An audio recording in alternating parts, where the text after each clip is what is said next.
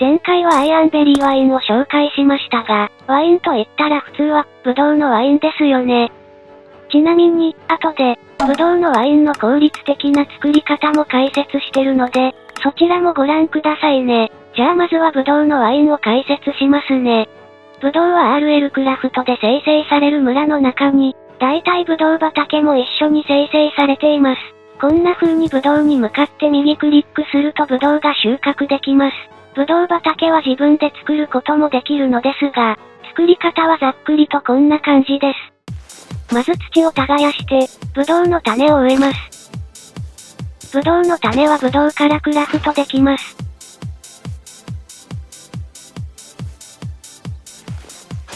種を植えたマスの左右両隣を1マス開けて、種を植えていきます。種を植えたマスから2マス右に、ウッドゥンステークを2個置きます。ジュワインをウッドゥンステークの上の方に向かって、右クリックで設置します。ジュワインをさらにつなげていきます。終点のウッドゥンステークも種から1マス離して設置します。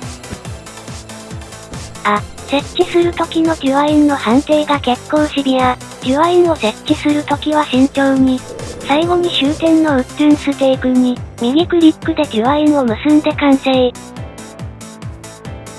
待っていると木が生えてきます。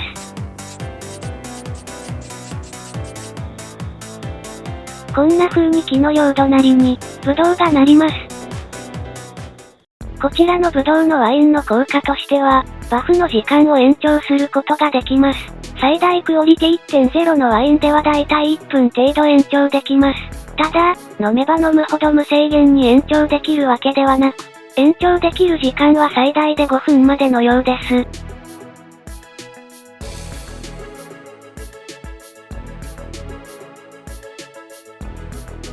ワイルドベリーワインの場合ですが、ワイルドベリーという、このような植物が割とあちこちに生成されています。森みたいなところで見つけやすいですね。実を収穫するときは、ブドウの時と同じように右クリックで実をゲットできます。苗木はこのようにしてゲットできるので、拠点の近くにいくつか植えておいてもいいでしょう。ちなみに、ワイルドベリーの木は、放っておくと勝手に近くの土ブロックに、どんどん増えていってしまいます。このように丸石などで囲っておけば、増えていく範囲を制限できます。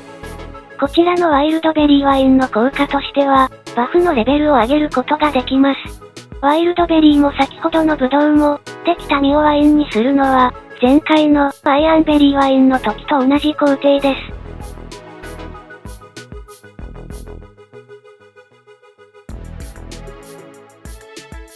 ワインは終盤で結構大量に使用することになると思います。ブドウの収穫も実がなるまで時間がかかるし、桶の上でジャンプしてジュースにするのも面倒ですよね。これらを簡単にする方法があります。まず、ブドウは、このようにディスペンサーを隣に設置すれば、骨粉を与えることができます。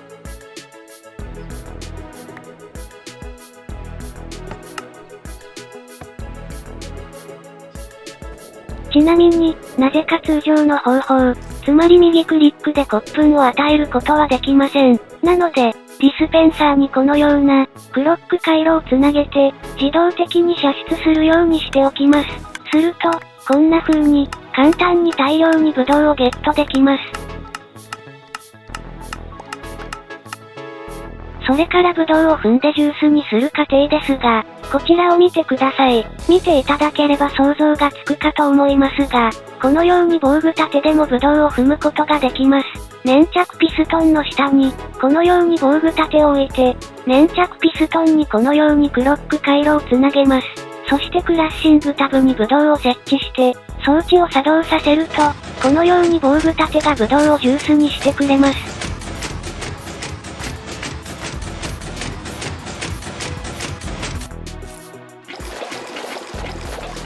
ウプ主は、ここでクラッシングタブとブリューイングバレルをホッパーでつなげれば、全自動までいけるんじゃないか、と思ってやってみたのですが、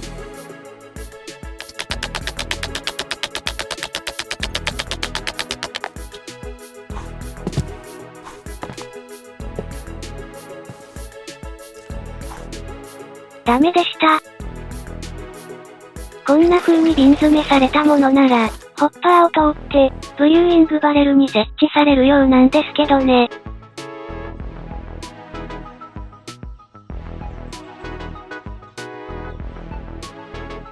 ブドウのワインもワイルドベリーワインも、終盤で必要になってくるアイテムです。特にブドウのワインはかなり大量に必要になってきます。RL クラフトにはラス弾的存在、ロストシティという別のディメンションが存在するのですが、そこに枠敵がとんでもなく強く、バフなしで戦闘したり探索するのはほぼ不可能です。なのでバフを最大まで上げ切った状態を、できるだけ長時間維持するために、このワイルドベリーワインと、ブドウのワインが必要になってくるわけです。一応言っておきますけど、装備や準備も整えないで興味本位でロストシティに行くのは、絶対にやめてくださいね。確実に後悔しますよ。どうしても行ってみたいなら、安全なリスポーン地点をロストシティ内で確保してから、行ってみてください。このチャンネルの一番最初の動画に、リスポーン地点の作成例が載ってます。話は変わりますが、ワイン飲みながらですいません。RL クラフトをやってる皆さん、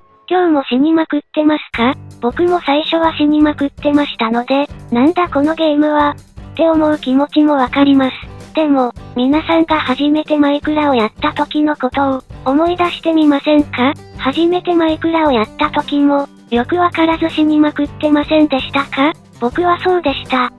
別にそんなことなかったって？まあいいです。どんなゲームも仕様も攻略法も、便利なアイテムやプレイヤーの強化方法、敵の行動特性などなど、よくわからず挑めば死にまくるものです。これだけ多くのプレイヤーがいて、たくさんの攻略法が巷に溢れ返っている、バニラのマイクラでさえ、最初は死にまくるのですよ。ましてや、鬼畜ゲームとして名高い、バニラのマイクラとはほぼ別ゲーな RL クラフトならどうなるか、想像すればわかるはずです。このゲームを攻略するためには、できるだけ多くの情報を集めておくことは、かなり重要ですよ。今回はここまでです。もしよろしければチャンネル登録と、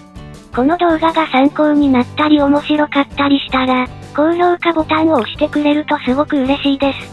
今回もご視聴ありがとうございました。